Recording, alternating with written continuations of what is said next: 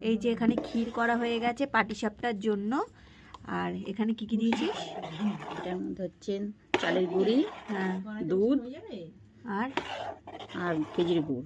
খেজুরি গুড়, দুধ আর চালের গুঁড়ো দিয়ে সুন্দর করে দেখো একটা বাটার বানানো হয়েছে। ব্যাটার পুরো বানানো হয়ে গেছে। আর এখানে করা হচ্ছে, চলো দেখো কিভাবে হয়।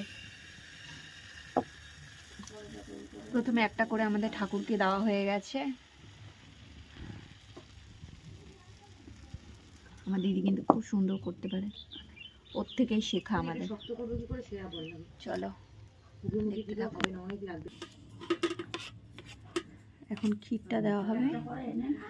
এই দেখো ক্ষীর দেওয়া হচ্ছে।